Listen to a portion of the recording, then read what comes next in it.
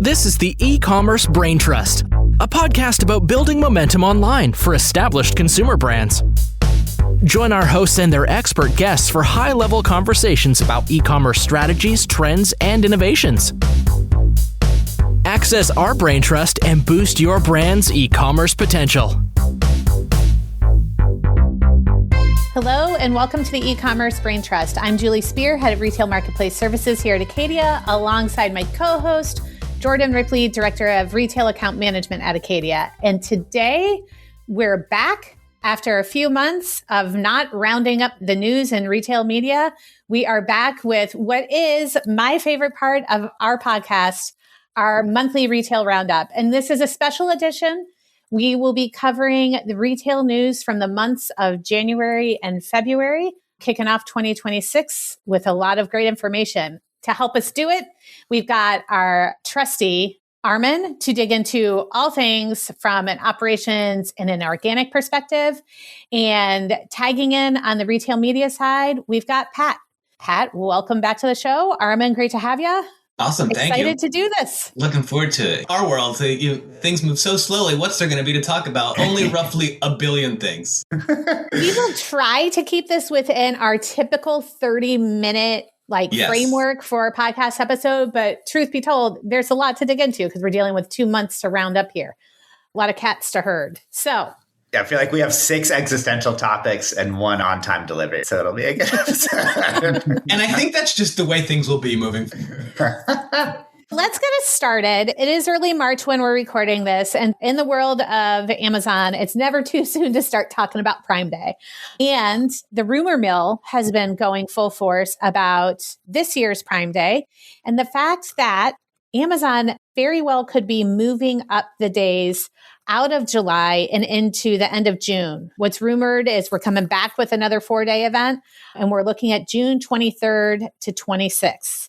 So Pat and Armin, you guys are meeting with clients frequently. You're keeping tabs on all things related to Amazon. How seriously are you taking this rumor? And what do you think this means for brands? How do brands need to respond or consider their lead up activities if Prime Day is moving up about 2.5, 3 weeks this year? Cool. Armin, I'll kick it off if you're cool with that. I feel like out of respect for our listeners, I need to put my flag in the ground here and have a POV. And that's, I buy the rumors. I think that this is likely to happen. And that's not just based on the confidence I have in the rumors, but thinking about through, let me start, Julie, to address your question of why would Amazon do this? Because I think that helps instruct how brands will respond. As we've all kind of seen over the last few years, Amazon Prime Day, Prime Week has turned into a basically e-commerce deal event where Walmart, Target, other retailers have basically shadowed them. And so it's taken away some of the specialness, the exclusivity of that Amazon Prime Day event. So I think Amazon wants to create different distance from those other retailer deal events. Now, those other retailers might trail them. So next year, or maybe even this year, some of those retailers might also move their event into June. But what they'll be lacking is the ability to plan and source inventory. I think, and Armin will touch on this, but I do think inventory scarcity is a big part of this. So one of the things that happened last year is Amazon's fulfillment network got quite jammed up just because of the proximity from Prime Day to the November deal holiday. And so Amazon themselves, for 1P vendors and 3P sellers, the demand was so close to each other, they actually couldn't source enough supply to cover that demand. And Amazon basically created that problem themselves. There was a little bit of, hey, is Amazon doing this just to move an event into Q2 to help hit the P&L? Maybe that's true. I don't buy that because Amazon's typically a big thinker, and that's not the way they typically think. The core of Julie's questions is, what does it mean for advertisers and brands, though? And it's not just flipping the calendar. It's not just saying, oh, this is what I was going to spend in ads in June, and now I'll make that spend in May and then flip them. It's rethinking the entire lead up. If you have your 30, 60, 90 days prior to that event, full funnel when you begin that investment, and where are you pulling that media from? So a lot of media budgets were already laid out for the entire year where spend was expected. You might have to pull those media dollars and that funding from other parts of the calendar because you can't always create net new dollars. What won't change is the importance and the impact of it. Moving it doesn't mean it's not going to be as important. It's still the Super Bowl for the vast majority of brands and advertisers, depending on the category that they're in. So yeah, some of the planning that needed to happen, especially is like happening now, and not to point the finger at us, but that's what we're doing. We're helping support a lot of our brands to make this transition. The inventory prep component of this is so important because you can have the most advanced kind of advertising campaign structure in the world, but if you don't have stuff to put in boxes, you don't have anything. And so that might be a good segue to pass it over to Armin. Before, and maybe Armin, you could respond to this piece. I'm not buying that this is a big move that's really no other retailer is going to be able to move their event and follow suit when the rumors started back in February. I'm skeptical of that one, especially with the past couple of years. Walmart themselves has had their own event a couple weeks before the prescribed Prime event. So maybe, Armin, I don't know if you have a take on this or you have it from an inventory perspective. I'm just not sure if that was the goal, to really create distance from other retailers, if that'll actually shake out, because other retailers have been previewing this move. Target as well, I believe, the past couple of years. Armin, do you have a read on that in particular? Yeah, if they keep chasing each other, we might end up in a January Prime Day. I actually agree with Pat. I think Amazon is trying to avoid competition, but just avoid. There's also this, let's make it harder for them to actually match what we're doing. Maybe in the close future, we're looking at another shift in dates. So Amazon is just making this harder and harder for other retailers to actually match. I do also argue that there is some Q2 P&L play here as well. Maybe it's not the primary driver behind the decision. It's a good bonus. Somebody on the finance team said, oh, yeah, if we move it here, it will benefit us here. Yeah, and I also think it aligns nicely where each quarter now has a tentpole event. Q1, you have big spring sale. Q2, now we have Prime Day. Q3, it's all about back to school. Maybe we're looking at full Prime Day in September, who knows? And then Q4 obviously has a tentpole event fiesta of its own. So yeah. And then in terms of, Julie, to your question, like how disruptive this change might be, I honestly, if you've been spending years planning for July, moving it up by 2 or 3 weeks doesn't mean much. Typically, we start Prime Day conversations with brands in April, and I will just switch it to this month. The tactical activities will be more or less the same, potentially some impact on brands that sell seasonal summer items. For these brands, Prime Day strategy could shift more to like season prep instead of being in the thick of it when Prime Day hits. And agreed with Pat as well, like the biggest priority I think is going to be securing inventory. There is some risk for those brands that run very lean or typically provide inventory last minute for the traditional July Prime Day. But overall, I think like no major concerns here in terms of just getting ready for it.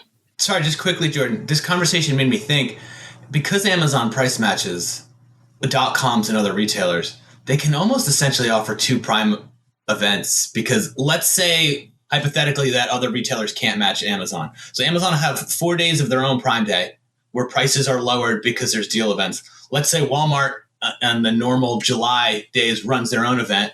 Amazon then price matches there. You now have 2 periods where Amazon is offering better prices. I'm real-time processing this, but that could also be a potential benefit for them. Now, the question is Julie's question. Can these retailers match? And how well can they match? And how quickly can they match? And that's to be seen. I like your theory, Armin, of just like dispersal of events more even throughout the year. I remember last year, first 4-day Prime Day, and it was the week after July 4th. And it was like, even for us, it was like, okay, we just have this long weekend. Now you have to come up and hit Prime Day right away. But you think of the consumer and it's like, how primed are they to shop after a long weekend? Like, I just think there's a lower shopper volume generally than like June, where people are in the first half of summer, less on vacation. I also don't know if there's enough consumer demand to support 4 tentpole. Like, at some point, have people not bought all the widgets they need? But I don't know, like at some point you can't have a Prime Day every 3 weeks. Like, you can't have Santa Claus come down the chimney 45 times a year. Otherwise Christmas isn't special anymore. And obviously Amazon's always pushing to see where that line is. Yeah. My kids would say the demand is limitless based on the calendars. Pivoting a bit from the Prime Day rumors that we all feel fairly confident, if with some trepidation around.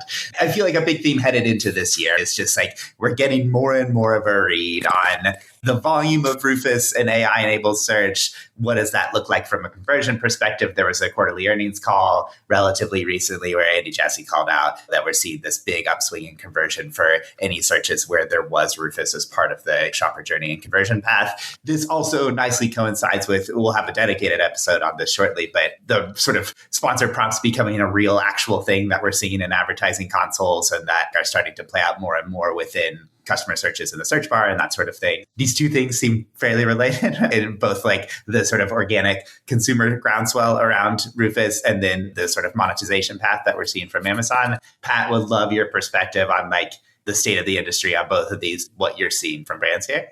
Yeah, I like just a small question, no big deal. I'll start at the start, which is when Andy Jassy made that statement, and I forget which earnings call it was. I think maybe it was late in 25, whenever you mentioned it was. There was excitement, but also a little bit of trust but verify. One of the things that we don't get from Amazon is data around Rufus utilization. So it's one thing for the CEO to come out and say, the thing we built is great and it's amazing and everyone loves it. And you're like, okay, but we don't have data to verify it. So I think one of the big things that changed, or the big things that helped corroborate that, is that Sensor Tower essentially did their own third-party research on this, where they tracked shoppers on Amazon to say, okay, are people actually using Rufus? And when they do, what's the impact on their shopping behavior?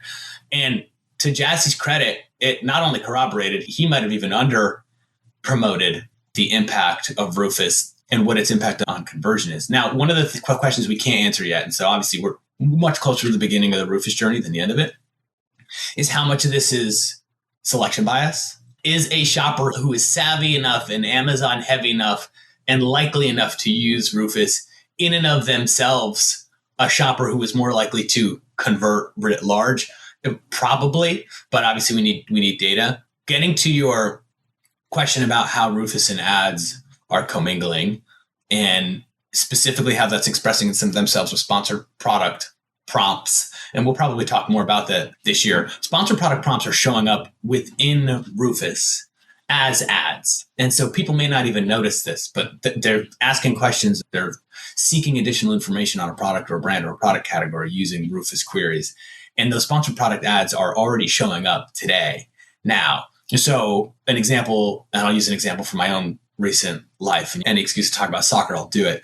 When a shopper asks Rufus something like, can I wear these soccer cleats on both artificial turf and natural grass? A sponsored product ad might show up as a potential answer based on the written product content for that PDP, but also conversations that have happened in like reviews and review responses, so that Amazon is trying to match like, oh, this product might make sense based on the query. So Amazon is auto-generating these queries. And the two most common types of queries that are being generated are somebody asking like, what makes, I'll stick with my soccer cleats, what makes Adidas or turf soccer cleats better than Nikes or soccer cleats for real grass? And so that's an example, but that's a comparison style prompt. So you can see that's a pretty high intent search. Somebody's lower down the funnel. They've narrowed down, do I want A or do I want B? They're not confident. What does anyone like to do in that spot? Have someone else give them the answer. So this is basically phoning a friend. The friend is just Rufus. The other prompt is, does brand X, like does Adidas have a soccer cleat that has natural leather? And so that's a feature-specific prompt. And what I think we're going to see, and I don't have data to support this yet, but I'm pretty confident in this, you're going to see how much these break by category. My first thought goes to electronics and think of like, how many HDMI ports does this have? Is this compatible with Wi-Fi 5 gigahertz? All the things where like those fine details really matter are going to be great for Rufus prompts. And then it's a great opportunity for brands to surface their product as an ad within those prompts. One of the little quirks on this, and that's interesting and very on Amazon, because Amazon's been an API first business for 5 or 6 years now, is if you click on the prompts tab inside an ad group, like within your ad console, you're most likely to see no data available. And then people go, okay, I guess these aren't showing up yet. I'll keep checking back every week for these to show up. But then if you actually go and download the sponsored product prompts report, that's where all the data is. So if you're listening to this, like one of your action items takeaways, like go into your ad console, go find that report, download that report, and you'll see the prompts that Amazon is using as the queries, which are surfacing your ads. The so what of that is to see those prompts and see how are your products answering those questions. Are you mentioning that you have natural leather in your soccer cleat. And again, obviously I'm using that as my example, but you can apply that across the billions of ASINs on Amazon. What do I do about this? That's the next generation that's happening. It's not just thinking about Rufus over here. I know this is audio format, so you can't see my hands. It's not just thinking about Rufus in parallel to ads as two separate but equal inputs. We're now seeing how those are influencing one each other. And then the last piece, because I know I'm going long on this, what I would expect to see, and Armin might touch on this as well, is in theory, if somebody's using Rufus and getting a higher fidelity answer and getting more confidence in their purchase decision because they're getting a high level of information, there should be a lower rate of return. Because that means the person has a higher confidence of what they're getting is exactly the thing that's going to satisfy their need. So that should reduce the likelihood that person got a thing that they don't like and need to return it. We don't typically in the media world talk about the financial impact of that. We like to talk about like top line, profit, ROAS. We don't talk about how much goes back in the box. And so I would expect to see there to be efficiency gains there as well. If the conversion rate that we're hearing from Amazon, that we're seeing from third-party studies and stuff is true, and these are these premium, almost pseudo top-of-search placements, makes total sense that this is the first thing that Amazon would start exposing as like high intent. And not that Amazon is taking advice from me, but what they should do is they should make Rufus users an AMC audience cohort that you can target specifically with DSP. So that if you're an advertiser, you could make... And they probably won't do it because you could reverse backwards how many users are using Rufus, but that would be super powerful for advertisers. So Amazon, if you're listening, product development idea. Throw us a bone. So one of the things, this I think is a very natural, if it's not a natural segue, I'm going to make it into a segue to a question for you, Armin, about another update that we saw over the past couple of months. Sponsored prompt reports. You're getting information in there about the questions that customers are asking about your products. It's valuable insight into what matters to the customers for your products. If you're optimizing your PDP, you should be getting that information and ensuring that the updates that you're making to your PDP are reflecting what you learn from those reports. Along with that, another tool, this is where the segue happens if you're tracking, another tool that Amazon is rolling out in beta in the A+ Content Manager is a content quality analysis tool. So if you're going to optimize using the report, another tool you can use is this. This is a tool, like I said, it's in the A+ Content Manager. It's meant to assess the effectiveness of your A+ content and also offer recommendations about how you can improve it further. Armin, how are you seeing this play out? Have you and the team dug into using this across PDPs? Have you found it to be helpful? Mm-hmm. Yeah, this is basically Amazon's new AI coach telling you your baby is ugly. As coaches love to do. Well, that's the soccer metaphor we didn't need.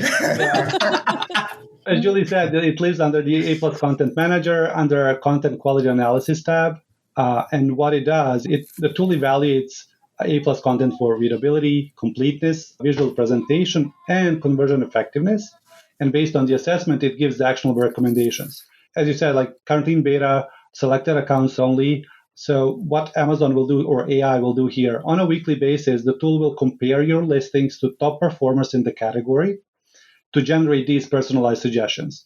If you already got the suggestions, a new analysis won't run until you make updates to the content. So it doesn't work all the time. It gives you recommendations once, you make the updates, it can give you recommendations again. And there are two buckets in terms of how content is flagged. So you can get a recommendations available tag. And this means you're meeting the baseline, you're good, but there's room for improvement. Or there can be a needs improvement tag, which means you're below the baseline, and you definitely need to update this listing. Your baby's ugly. Exactly. Our experience so far, very positive. The detailed recommendations, like there's a button that you click and then it like lists all the recommendations there. Pretty useful. They can be very insightful in terms of what you need to improve, how you should improve your existing assets. But also, if you look at it broadly, if you don't have the assets, you can get a lot of ideas of what you need to create to actually get those recommendations live.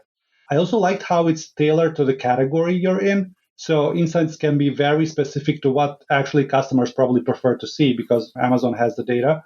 There's the other piece to this is content suggestions. This section, not as great. It needs some work, but I do like how it defines the suggestions, and then it tells you, okay, if you complete the suggestion, this is the purpose you're fulfilling with putting this content in. So pretty good. And then what we've seen so far is that the tool does not take into account your existing PDP image content. So some of those recommendations in there may already have been addressed in the primary images, but you're getting that same, put this or put that, but you'll have it on your main image or secondary images. Amazon, if you're listening, this is what you need to fix. Is that going to be a new feature of our episodes? Is that Amazon, if you're listening, we have AMC audiences for Rufus. We've got, I like it. The logical extension here seems like a matter of time where it's like, you get your recommendations, it plugs into the sort of creative agent, right? And now you have 5 options to swap in. So I feel like a matter of time before we start to see the integration across the various creative tools here. But nice that we've seen some good early use cases around this. Very cool. Let's stick with Amazon for another moment. It's been a bit since we've talked about DSP. It doesn't feel like a full-fledged episode unless we do talk about developments in ADSP. And recently we have seen, at least if we're to measure hype by the activity in a Slack thread for discussion around a topic, this is a big one. A fun, exciting update to ADSP is that Amazon Ads integrated the podcast audience network into Amazon DSP. So that really, again, they're investing in their open internet options, and this broadens it further for advertisers. Pat, can you talk us through what this update means, why it's important? Yeah, I'm glad you brought this up, and I can raise my hand as being one of the guilty parties of some of the Slack excitement around this, because I think you all know how I feel about DSP these days, which is not an ugly baby. Amazon, again, if you're still listening, not an ugly baby. Yeah, what this means is that advertisers can precisely target audiences across premium podcast inventory, and they can combine that with one of the most important things, which is Amazon's first-party shopping browsing buyer behavior data. So essentially all those billions and billions of shopper signals about what did somebody search for? What did they click on? What ad did they click on? What did they add to registry? What did they add to cart? What did they abandon? What did they have a coupon for? All those different signals. And you can combine that with those premium podcast audiences. And again, just like you can do with other DSP ads, and then you can measure and deliver ads all within a single unified buying platform. And that last part is important because if you look at how you used to have to do things and then how you can do things now, you used to have to live in 2 different areas to be able to do this. So in the Amazon side, you were measuring audiences, you were figuring out where these ads should deploy, but then the actual buying of media had to go through a different platform. So there was a disconnect there, which both makes it hard as an operator, but also makes it difficult to optimize. Julie, you hit the nail on the head, though, in terms of communicating that this is a piece of a larger pie, right? This is not to be viewed as its own move. This is just more momentum around Amazon expanding the third-party inventory, I should say, not third-party sellers, third-party inventory, open supply.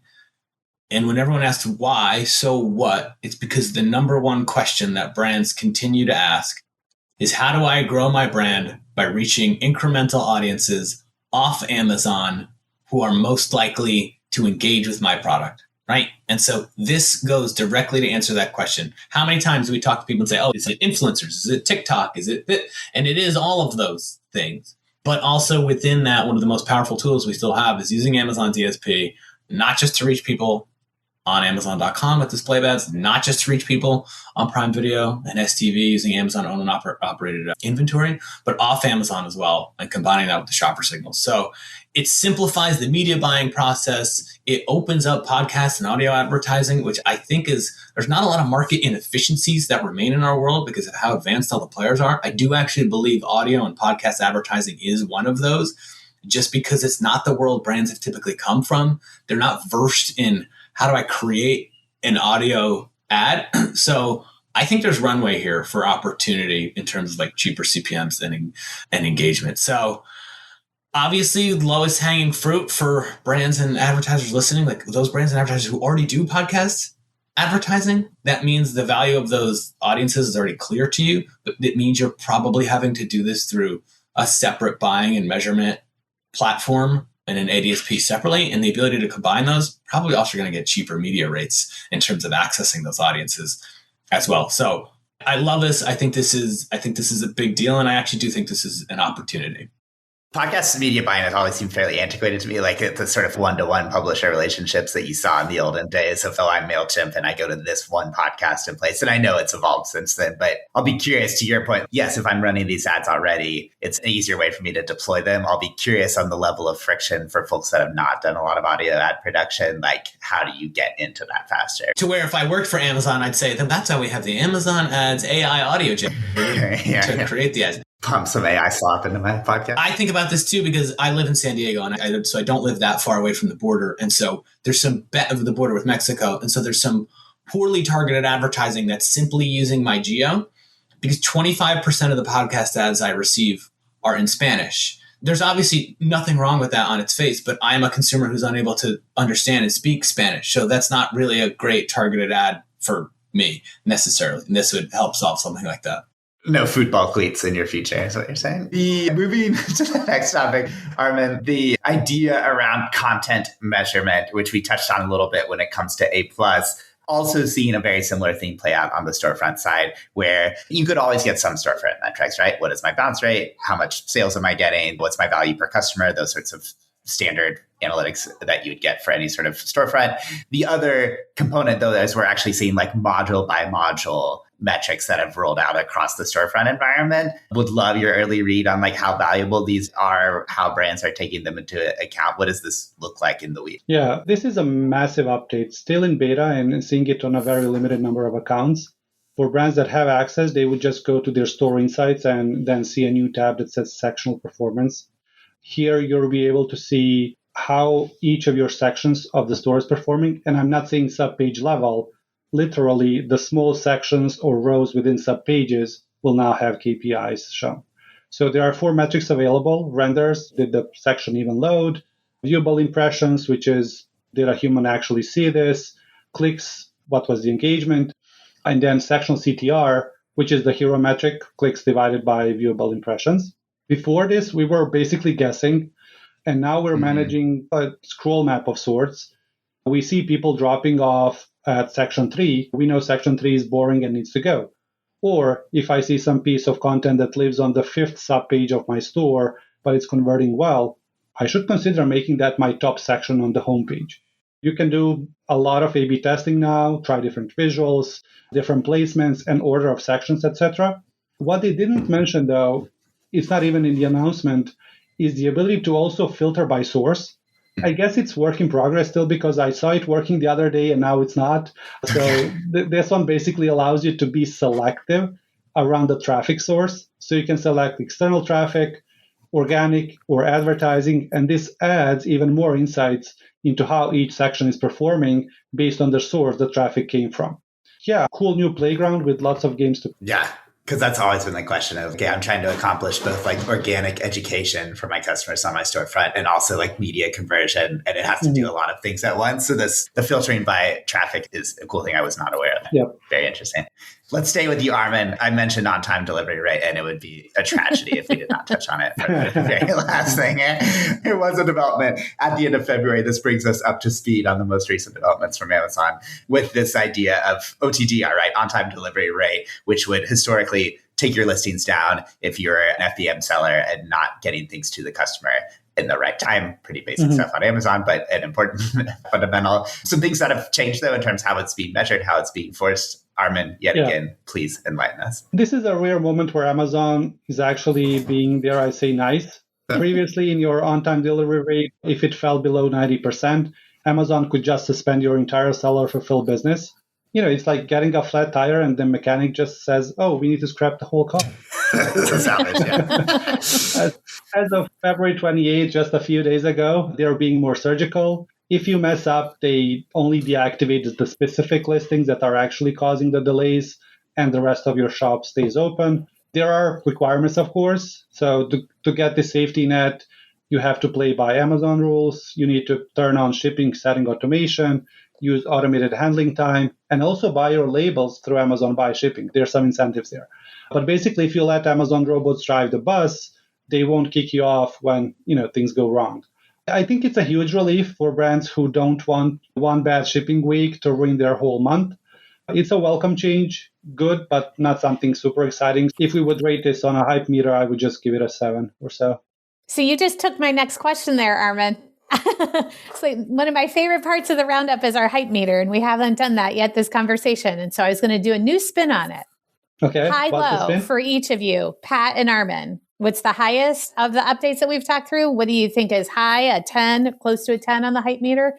And what's the lowest on your hype meter? For me, give you about Storefront 5 update, seconds to think about it. For me, no thinking, like the Storefront update and the ability to like just get KPIs by section is a 10. Finally, the Storefront is feeling more meaningful as a meaningful part of the strategy. Getting it to do some hype. I love this question so much because it really makes people like give an opinion and not try to hedge.